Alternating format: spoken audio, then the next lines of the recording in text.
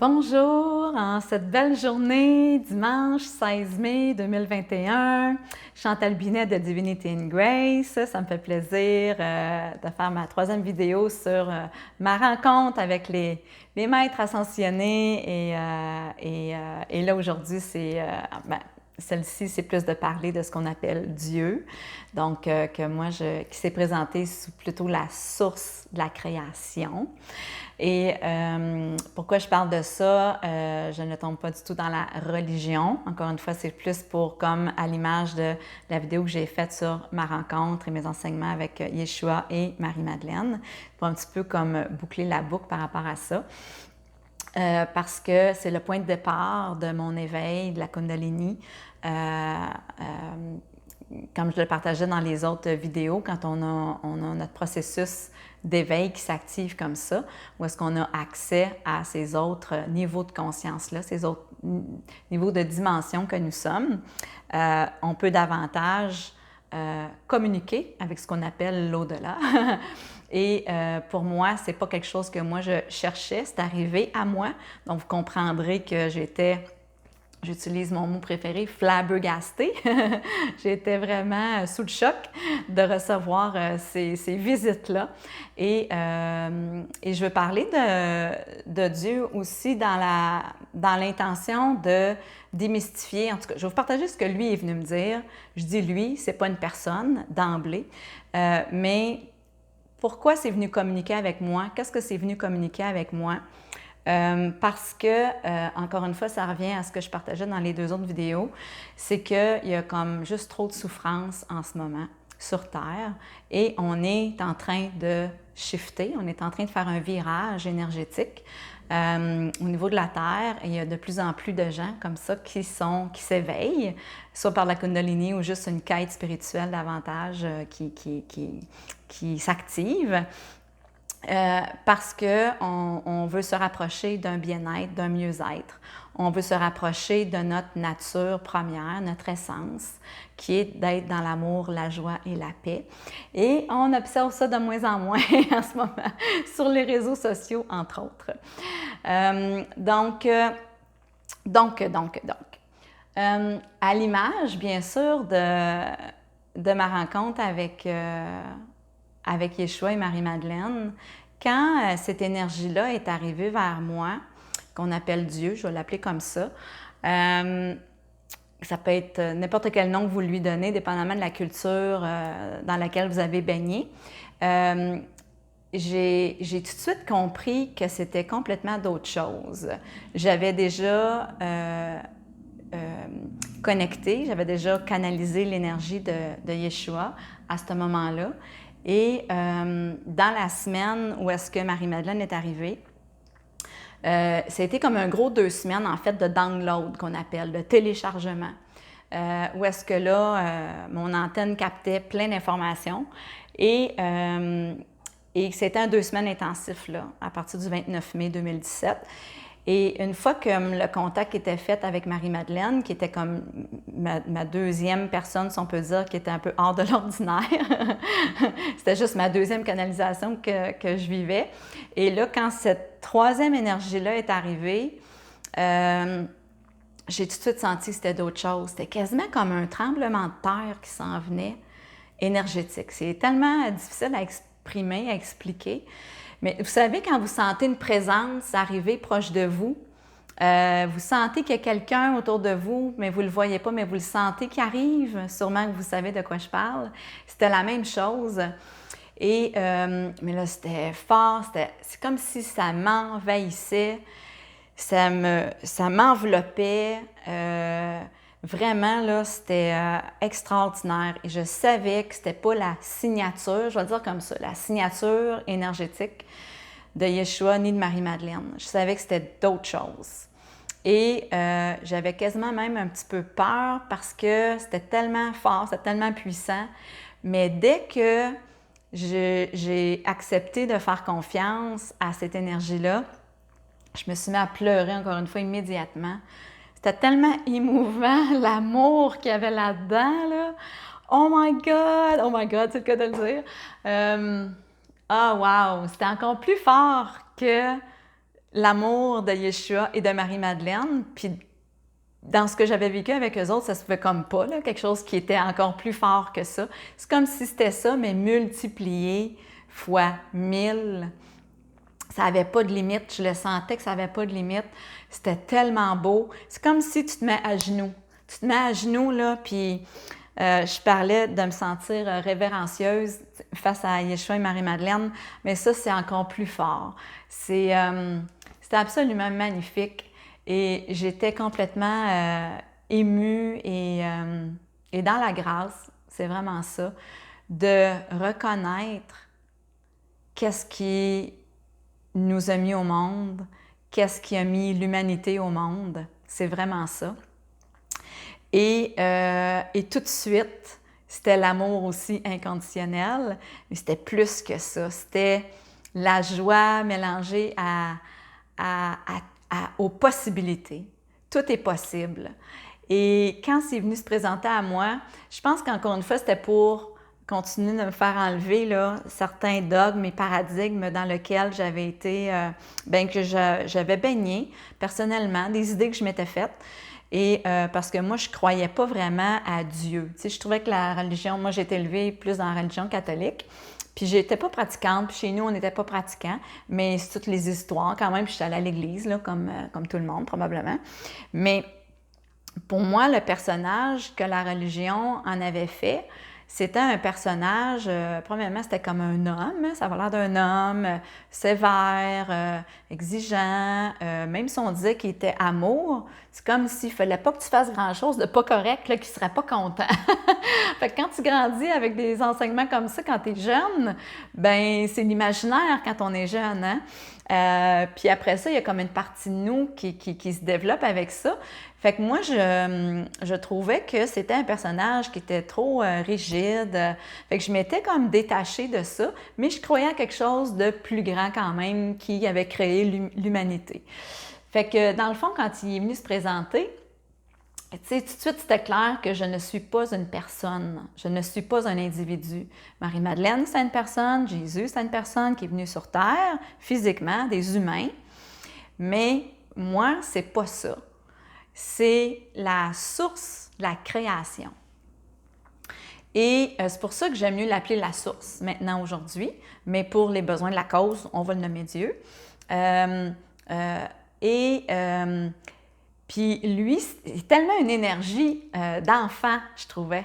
C'est comme un enfant qui est dans la création, qui joue, oui merci, qui joue, qui veut jouer et qui est venu m'expliquer qu'on est venu ici pour jouer, on est venu ici pour créer n'importe quoi qu'on veut créer. Alors, quand on est dans la conscience, quand on meurt dans notre corps physique puis on retourne à la conscience, c'est comme si on se mêle à son énergie, à lui. Puis l'image, un peu, on parle souvent d'une image d'océan pour expliquer un petit peu la grandeur un peu de Dieu. Mais c'est comme, lui, il m'a plutôt montré comme, c'est comme une source de champagne. Puis il montrait les bulles dans le champagne. Les bulles font partie du champagne, mais ils ont quand même leur identité à l'intérieur du champagne. On les voit. Fait qu'il m'expliquait que c'est un peu la même chose. Vous baignez dans cette énergie-là de la création. Vous venez vous incarner, vous venez vous manifester ici à travers mon processus de création. Alors, on est le prolongement de cette énergie-là de création, de cette source de création-là.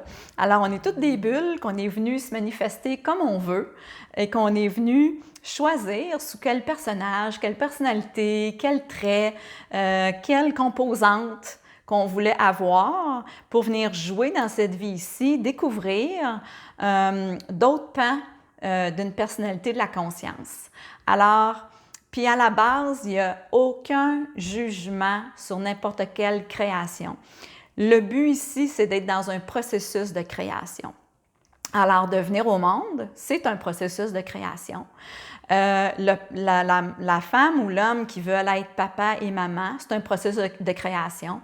Ceux qui ne veulent pas d'enfants sont venus créer d'autres choses, sont venus créer autrement. Fait que quand on revient à la phrase « vous êtes le fruit de vos entrailles est béni. J'en parlais dans ma vidéo avec Yeshua. C'est pas tant juste le privilège de Marie qui s'est fait dire qu'elle portait l'enfant de Dieu, puis que est unique, là. Lui, il est venu comme tout de suite, je vais dire lui, là, pour les besoins de la cause, là, cette énergie-là est venue me montrer que peu importe ce qu'on crée, à partir de nous, puis le ventre, c'est nos entrailles, c'est là où est-ce que nos idées s'enfantent. C'est là où est-ce qu'on va, quand on parle de notre gut feeling, j'ai le feeling, je le sens dans mon ventre. Le ventre, hein, c'est beaucoup la sagesse, c'est là que toutes nos hormones sont créées. Ça protège nos organes génitaux, qui est le processus de création. Alors, bref, on est venu jouer à n'importe quoi. Alors, il y a des gens, puis là, il faut être ouvert d'esprit, il faut vraiment là, mettre de côté l'ego et les croyances et tout ça, là, parce que peut-être pour certains, ça va être un petit peu gros, là, ce que je vais vous partager. C'est vraiment comme ça qu'on me l'a montré, que peu importe ce que tu décides de venir créer, que tu sois handicapé, que tu sois venu vivre le cancer, que tu sois venu vivre comme Céline Dion, une des meilleures stars de chanteuses au monde, que tu sois venu vivre dans la pauvreté, que tu sois venu vivre d'être abusé ou d'être un abuseur, il n'y a pas de jugement parce que chacun des personnages qu'on est venu créer, des situations qu'on est venu créer, ça a toujours comme but et comme intention de nous enseigner. Alors, on peut autant apprendre par du beau et du bon que par du laid et du souffrant, qu'on va catégoriser comme ça ici. Mais dans son livre à lui, on va dire ça comme ça, dans cette énergie-là, les bulles de champagne, peu importe quelle bulle vous voulez être, sont légitimes. Ils ont une intention de création, de co-création, parce qu'un abuseur a besoin d'une victime, une victime a besoin d'un bourreau, Céline Dion a besoin de son manager. Alors, tu sais, il y a sur le spectrum là, qu'on peut dire du bon et du mauvais, là, je sais que c'est difficile là, de comprendre ça, mais c'est ça la vérité que le but, c'est toujours d'apprendre, c'est toujours de créer pour apprendre et apprendre nous fait évoluer. La connaissance nous amène plus de lâcher prise, plus de vérité et on est moins dans le jugement, on est plus dans l'acceptation, on est plus dans l'harmonie. Alors, je reprends un peu les enseignements de Yeshua qui disait on est venu ici pour être dans la joie et créer de la joie, mais c'est ça, c'est qu'on n'est pas. On est un spectrum, on peut représenter différentes formes, différentes nuances sur un même spectrum qu'on va appeler le bien et le mal. Mais encore une fois, c'est juste des mots, mais il n'y a pas de bien ou de mal. C'est comme un chemin, puis dépendamment où est-ce que tu veux vivre sur le chemin, indépendamment de ce que tu veux créer sur le chemin, tout est correct dans le sens que on vient apprendre, on vient s'instruire à travers ça. Alors, c'est plus difficile pour l'être humain que l'on est avec les émotions qu'on vit, d'apprendre avec le mal. On ne comprend pas pourquoi il y a des injustices, pourquoi il y a des maladies chez les enfants, pourquoi, peu importe, les guerres et tout ça. Mais grâce au fait qu'on voit quelque chose que l'on n'aime pas, on comprend qu'il faut s'éloigner de ça pour être bien à l'intérieur de nous. OK?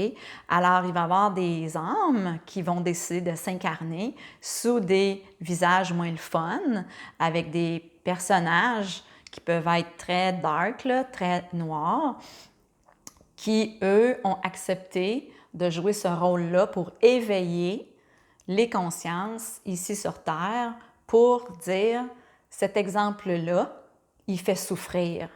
Alors, ne créons pas ça, allons pas dans cette direction-là, allons dans une autre direction qui nous fait vivre du wow.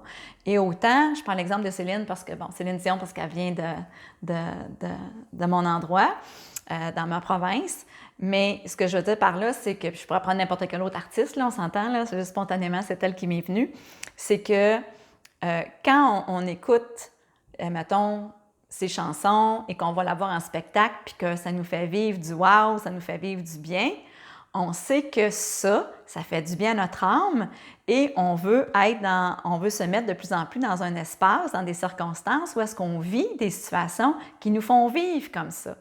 Alors, je fais un lien avec le message de Yeshua, qui était le porte-parole de cette source de création-là, et avec Marie-Madeleine, bien sûr, qu'on est venu vraiment pour davantage exprimer et créer et vivre de la joie, de l'amour inconditionnel, et ce qui nous amène de la paix. Et quand on est dans ces émotions-là, ces sentiments-là, ces énergies-là, on est de meilleurs créateurs, dans le sens meilleur, on va vouloir générer davantage de joie et de paix et d'amour.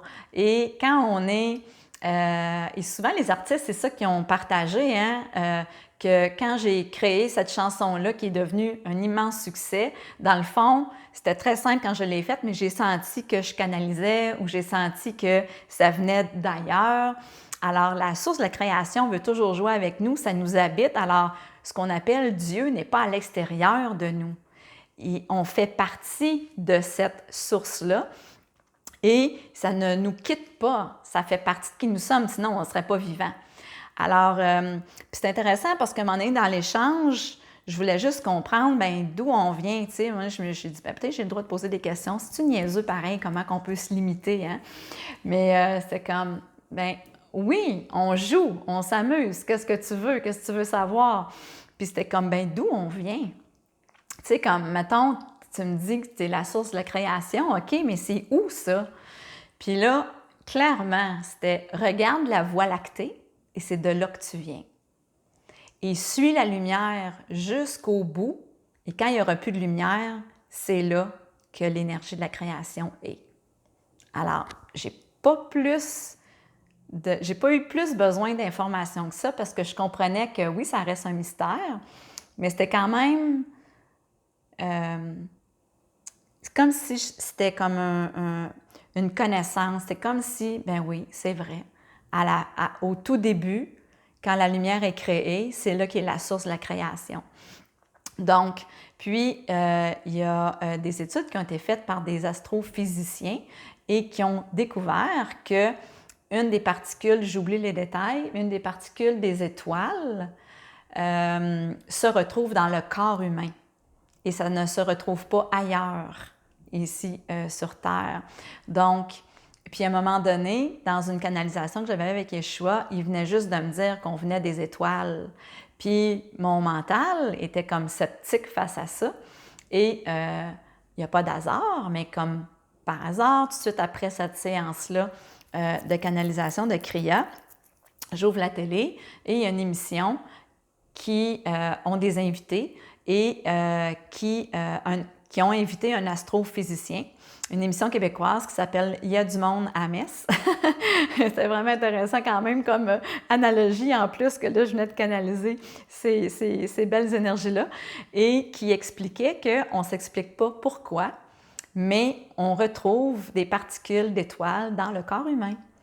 Et je venais juste d'entendre ça dans ma canalisation, puis j'étais sceptique.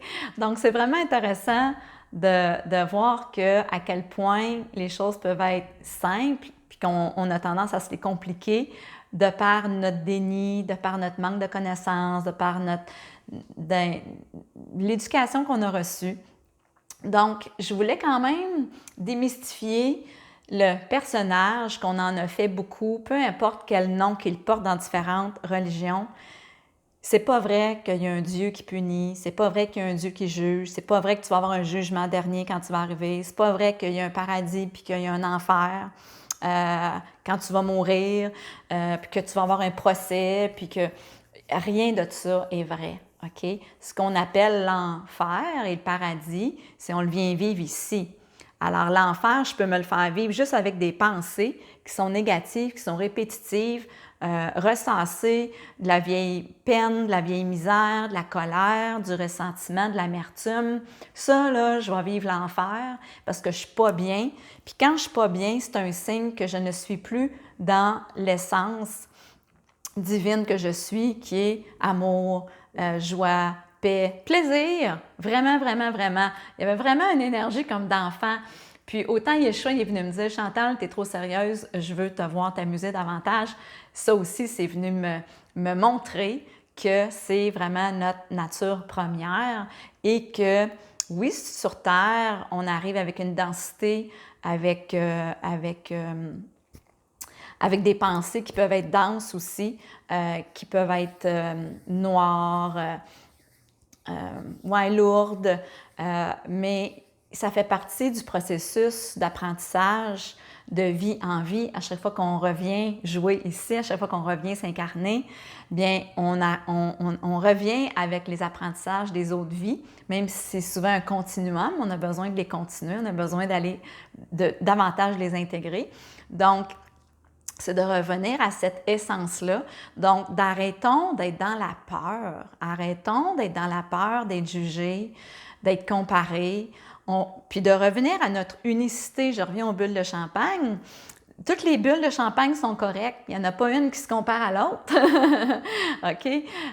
Donc, de revenir à se laisser être qui nous sommes, d'accepter, de reconnaître que nous sommes ici pour créer, et que quand on va créer plus dans la noirceur, on s'éloigne de notre lumière, bien, on va l'apprendre que c'est pas ça qu'on veut vivre. Alors, on apprend par les contrastes. Et plus je vis quelque chose de beau et de bon, plus j'ai le goût de le vivre, bien sûr. C'est ça que j'aimerais davantage créer et qui est à la source de. Donc, en tout cas, j'espère que je l'explique bien. Là, c'est pas toujours évident de trouver les bons mots pour parler de ça, puis comment que je l'ai reçu. Mais ça, c'était bien important pour moi. Fait qu'il n'y a pas de... Il n'y a pas de jugement dernier, il n'y a pas de vous départir de vos biens ou d'être contre la richesse ou d'être, comment je peux dire ça, pur. Il n'y a pas d'obligation, il n'y a pas de condition pour être ici. On est toujours dans l'apprentissage et c'est la création qui nous permet d'apprendre. OK?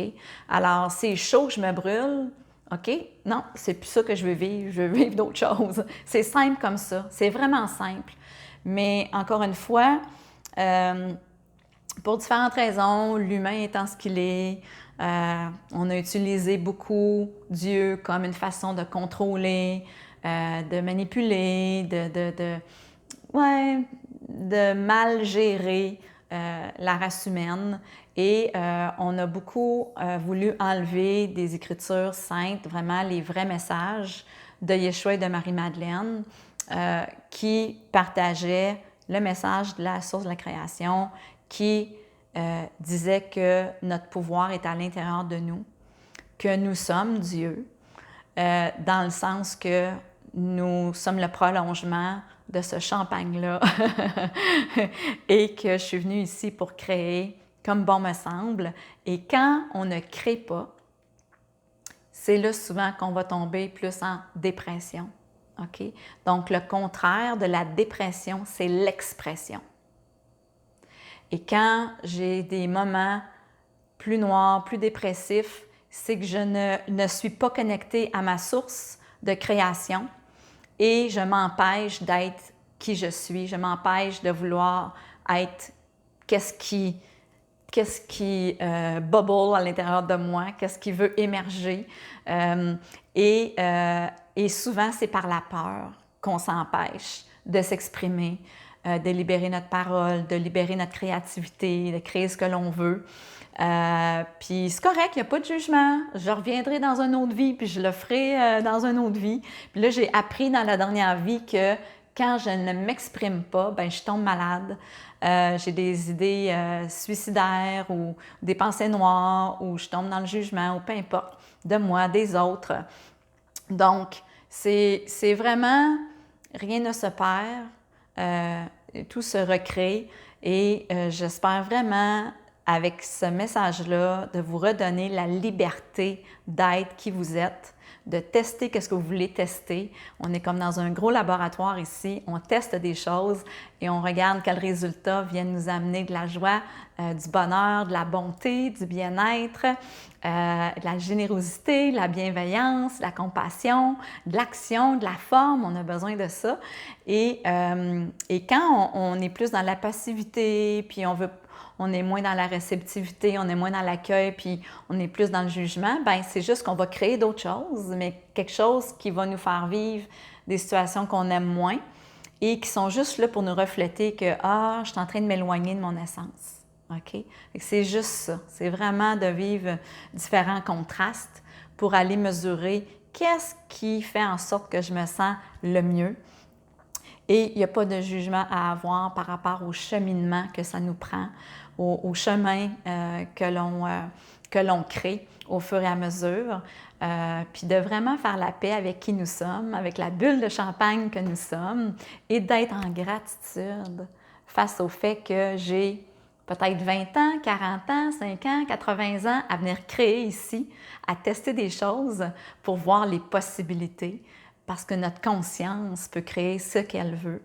Alors, ça revient à la confiance en soi, l'estime de soi et l'amour inconditionnel de soi, comme je partageais dans ma vidéo que Marie-Madeleine est venue partager aussi avec moi et maintenant avec vous.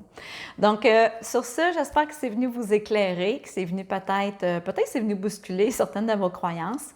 All is well, tout est correct, ça fait partie du chemin et j'ai été agréablement surprise d'avoir cette belle rencontre-là et qui me permet aujourd'hui de mieux comprendre mon chemin de vie et de mieux comprendre le chemin de vie de tous ceux qui m'entourent aussi. Donc, j'espère que c'est venu faire un beau dépôt dans votre seau et que c'est venu vous libérer et de vous amener à vouloir davantage créer, découvrir de quoi vous êtes faite et de vous amuser dans le processus. Donc, sur ce, encore une fois, vos commentaires sont bienvenus dans la bienveillance et avec construction. Et je vous souhaite une belle fin de journée. Au revoir.